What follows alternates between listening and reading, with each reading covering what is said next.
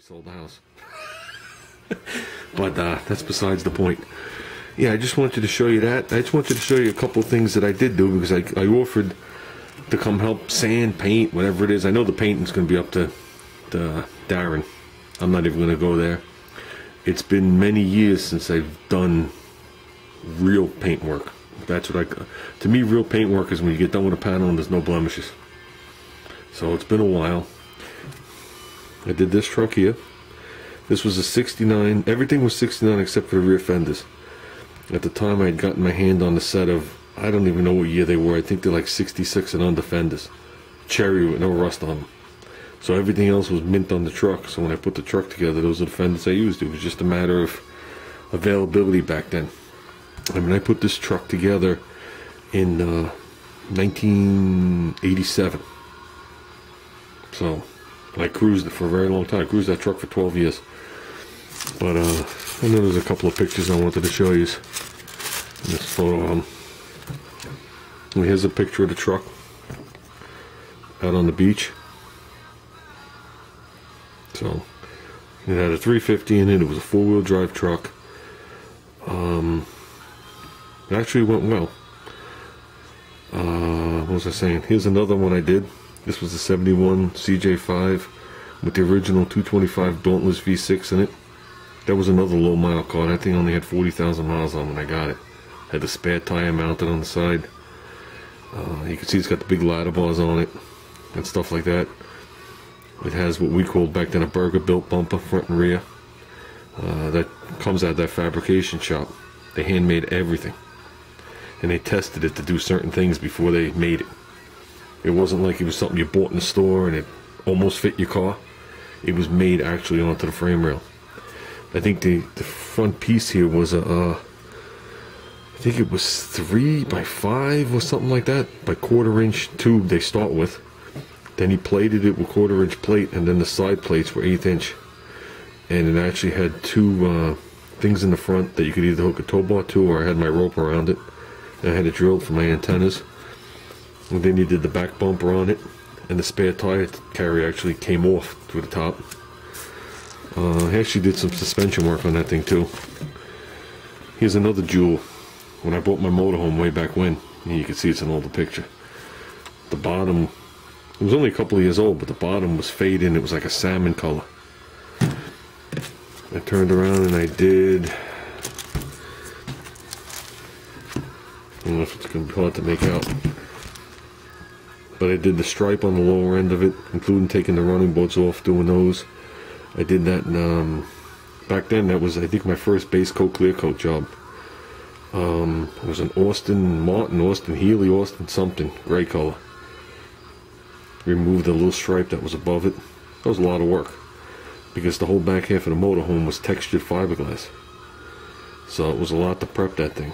And prep all those doors and mask those doors so you still had the black lines around them. So that was a big job. And then there's this thing, which I spent 4 years on, and I started off with a frame rail. I started off with a frame rail that was sandblasted and back then epoxy primed. And then I just worked on it from there. I sank another 40 hours into it before I laid the paint just on the rails. The rails were like mirrors. And when I put this body on it, this is actually an 83 CJ7. When I put the body on it, they had only came out with the Wrangler 2 years before. So this body was an AJ's body. It's a mixture of fiberglass and Kevlar. The only steel pieces on it were the grill and the windshield frame. So I converted it to an 8-cylinder, all AMC and stuff like that. So, and there's a picture of the truck and the other thing together. My slide-on trailer, which wound up going on the truck.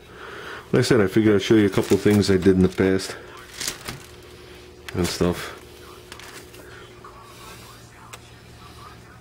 That was the initial prep on that Jeep when everything was done on it. That was after the paint was laid on. You could see the bumper.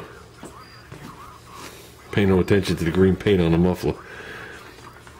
I went back to the shop and they did that on me as a joke. Here you go. Check out this thing. This is another thing that rolled out of that shop. It started life as a Blazer, if I'm not mistaken, and they made the wheelbase as short as a Jeep on it, and it gave him a lot of issues on what he was using this thing for, so they wound up stretching the wheelbase on it. And this was like the third bumper design that was on this thing, and if I'm not mistaken, I think the tube was a 6-inch tube, 1/4-inch wall, and then 1/4-inch plate on the top, 1/4-inch plate on the bottom, 1/4-inch plate on the sides. And what he would do is he would go through, I'm going to say the pine barrens, but that's not what it was. And he would actually blow down the trees to make the trails. And this would actually shear the trees in half. He would shoot the top all up over the top, and then the other piece would just fall down, and he would just keep going. It was fully plated underneath. The truck itself was made by 3x3.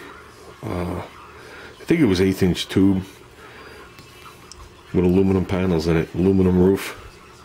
Had a roll bar in it. You can see it has side pipes for the exhaust. Those were 36 by, I'm not sure of the width, Dixie Peck tires on there. That had a small block in it, but also had a military transfer case in there. And believe it or not, he used to drive this thing on the road and on the highway. So, good advertisement for what you do. And just some other pictures. But, like I said, I have no problem coming up there and working on the car. I just figured I'd come up there at the end because, you know, you're not that close to the house. I'm going to guesstimate, I haven't checked yet. I'm thinking you're about 3 hours from my house. So I figured when the project's near its end, you know what I mean, and we're doing all the major work, I figured I'd come up there, hang out, do what I got to do, stay there a day, 2 days, whatever it is. You know what I'm saying?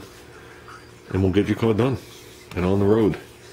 And I'll feel good that I got a 78 Nova back on the road without green paint all over it. So, like I said, I have no problem with it. I seem to have a special connection to Connecticut. I did live there for a year in the mid-80s. I went to school there, like I said, in the mid-80s, so I enjoy going back up there to visit. It's nice and peaceful for me. So, well, that's it. Here you go, one last picture of the Chevy. I'm not sure what year that car carrier was in the front, but that was a C70 up front. There was a there was a trailer sitting on it. Then there's my truck. Then my 27-foot trailer on the back. On the back of this, at the time we had my 22-foot boat. We were heading here from Long Island. We were going to Virginia Beach. And we were going through the Cross Bronx in the middle of the night, 2 o'clock in the morning. And that was the only time I was ever on the Cross Bronx above 40 miles an hour. So we're tooling down, maybe doing 65. He's ahead of me, he's out of sight. We're communicating back and forth with the CBs to show you how long ago it was. And I just get a screaming thing over the CB to get out of the middle lane, which I did. I shot to the right, and they had a whole section of the road cut out. And when he shot over it and came down, it actually broke the tongue of my trailer. This wheel was actually on the ground. And we limped it out, we limped it over the George Washington Bridge, and we put out that second carrier and actually hinged this thing up. And you can see the next pictures. We were actually, there's us stuck on the side of the road. But we went to the Meadowlands. Now it's like 3 o'clock in the morning. We unhitched the boat. We unbolted the tongue off it, you know, disconnected all the brakes or whatever. Shot back to a shop in the middle of the night.